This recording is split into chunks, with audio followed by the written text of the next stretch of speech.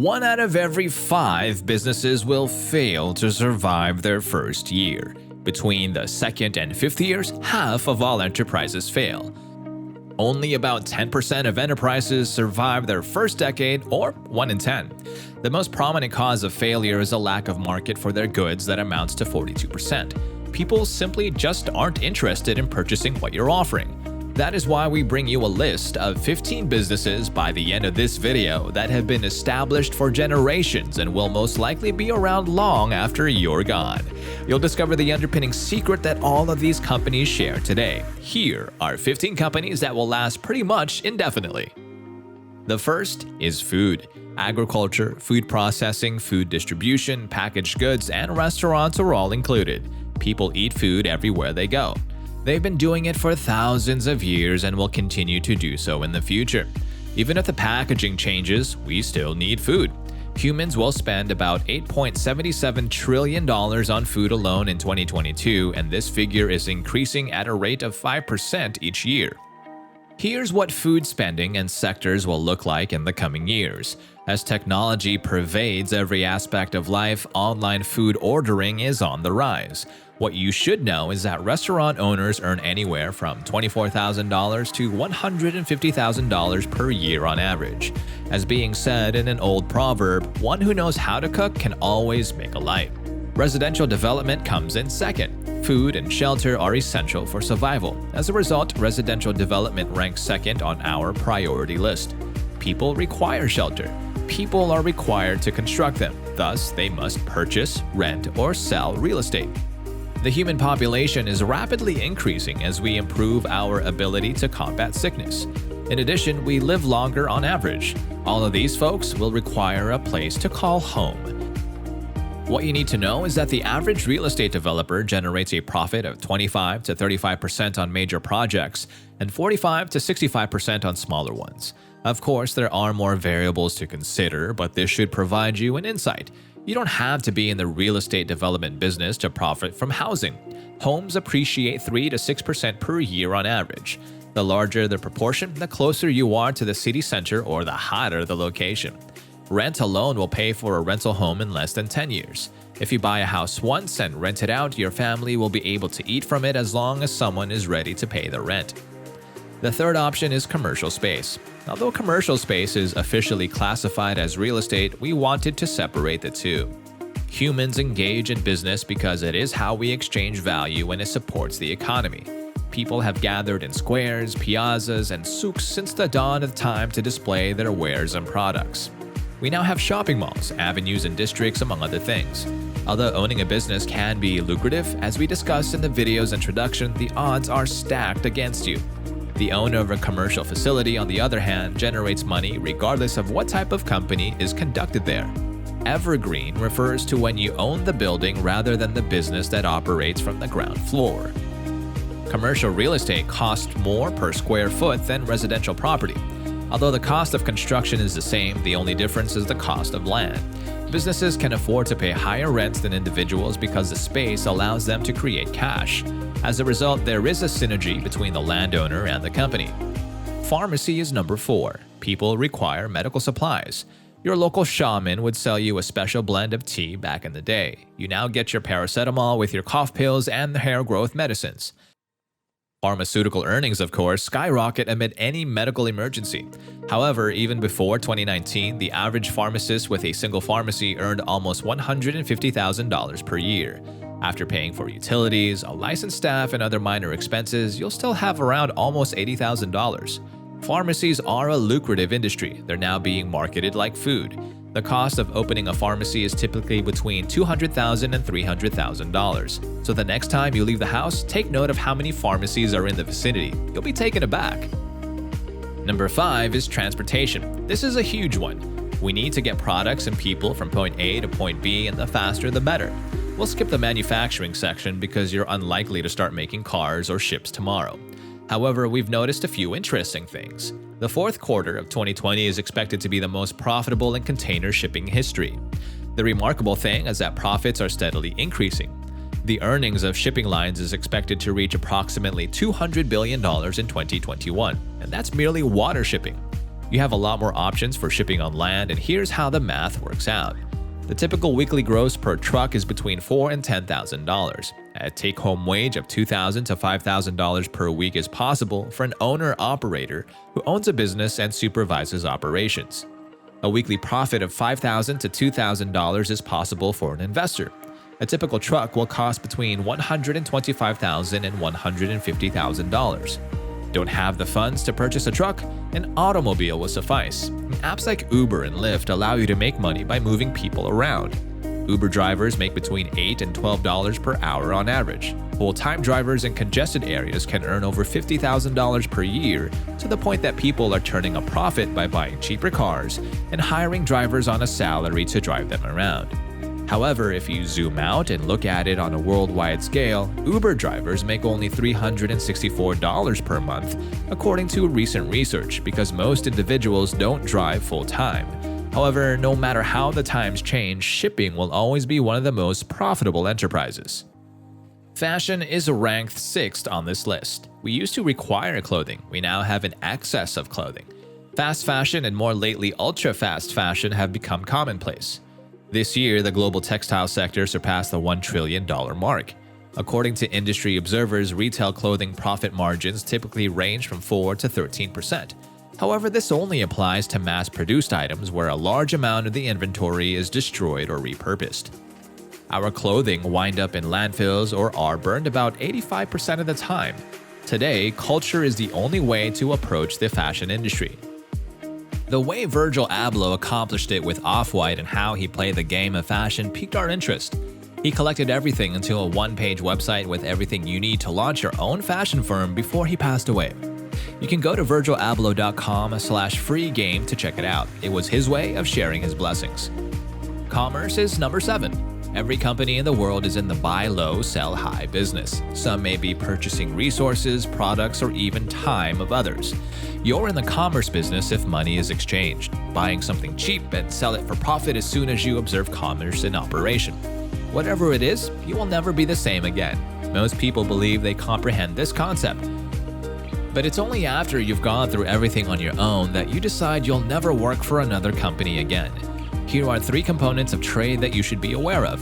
To begin, locate a product. Second, the package for the transportation market. Finally, select a high-demand client willing to pay more than you did and keep the difference. We guarantee that no matter where you are in the world, you will find lots of opportunities to engage in profit-generating trade. Here's the golden rule to remember. It is at the point of buy, not at the point of sale, that you make your profit. This means you generate money by purchasing a goods below market value and selling it to those who are willing to pay a reasonable price. And this is where the majority of folks go wrong. They buy at market value and then try to sell at a higher price. Weddings, events, and funerals are number 8. Life's unchanging realities are as follows. You are born, you grow up, you live, and inevitably you die. It's all part of life's cycle. Every human being goes through the same cycle in some way. You will always have clients if you can figure out a business model that taps into this cycle. People enjoy spending their extra money on parties and celebrations. By 2030, the wedding service business is anticipated to be worth over $500 billion. People are making money on funerals at the other end of the cycle. You might be astonished to learn that the average funeral in the United States costs between $7,500 and $12,500, with a profit margin of 30 to 60%. However, regardless of how profitable it is one of those enterprises that we would never conduct. Consider this: you interact with people who have experienced some of the worst events of their lives on a daily basis. If you continue the experiment long enough, your mental health will undoubtedly suffer, so it's a kind of business we don't fully recommend. Kindergartens and childcare are ranked 9th. Let's get this party started, kids. Childcare and child-related products are unlikely to go away very soon. They'll only improve over time. There are 2 compelling reasons to spend money in this location. For starters, it allows the adult to work while the child is still being cared for. Second, we want our children to have better life tools than we did, so we'd be ready to invest money. By 2026, the global early childhood education market is predicted to increase at a rate of 10.5% per year, reaching $480 billion. We're captivated by everything linked to children, and the profit margins on everything kid-friendly have piqued our curiosity. Ranked 10 are loans and financial services. People require financial resources. Others require financial security. In the money business, there's always money to be made. This entire video is about businesses that will continue to exist indefinitely. And while money comes in numerous forms, as long as you have the correct collateral, there will always be demand for capital. As a result, lending, insurance, and safekeeping will never go out of style. Financial transactions are always mathematical. You make a specific percentage, account for a possible loss, and then repeat the process. This is how banks become so incredibly wealthy, and it makes no difference whether crypto takes over the financial world as we know it, the essential services will remain available. Number 11 is hotels. Hotels are a special type of property. We've always enjoyed hotels ever since we were youngsters playing Monopoly. A well-located hotel can print money indefinitely. The more time passes, the higher the nightly fare, and hence the profits will be. You're getting the best of all worlds. The building is increasing in value, the business's worth is increasing exponentially, and you're getting continuous cash flow. The gross profit margin varies from year to year, although it typically averages 30%. The average hotel earns 65% of its revenue from room reservations, 25% from food and beverage sales, and the balance from other on-site businesses. However, there are hotels that are linked to larger enterprises such as casinos and will profit more from such operations. You don't have to be a hotelier to try out the hotel industry. Sites like Airbnb allow you to rent out your home to travelers in the same manner that a hotel would. And while this isn't an Airbnb-sponsored post, we do have houses that we rent out through them. It's also one of the reasons we keep buying more stock in the company. Military's number 12. War is profitable, and war will always be lucrative. For millennia, the world has been at battle. If you tie any business to war or strife, you will profit if that is your goal. The state funds the military's budget. They literally print money to send to the military, therefore it doesn't matter if they pay too much for items like $37 screws, a $7,622 coffee maker, and $640 toilet seats. Because of their direct access to the national coffers, military corporations have become some of the wealthiest in the world. If you don't have the contacts to get into the state budget, you can still dip into the military budget, as soldiers require lodging, food, and most of the other services listed. Energy is number 13. Human progress is dependent on energy in all of its forms. For so long, the globe has been powered by coal, oil, and gas. The new fuel is electricity. Although the methods for creating energy have changed over time, the goal has remained the same, and the need for it continues to rise. Everything we see is powered by electricity. Your money will soon be digital, your automobile will be electric, and you'll be working in the metaverse while consuming electricity. It's only a matter of time before nearly everything is powered by electricity or hydrogen. You can generate electricity in a variety of methods and sell it to the grid. The hydropower industry's average operational gross profit over the last 5 years has been 45.4%. Number 14 is telecommunications. Traditional mail was replaced by landline phones, then mobile phones, satellite internet, and whatever else is on the way. There is and always will be money in communication. It's no surprise that the telecom industry is home to some of the world's wealthiest people. Carlos Slim Hilu's telecommunications business made him the richest man in the world for 3 years.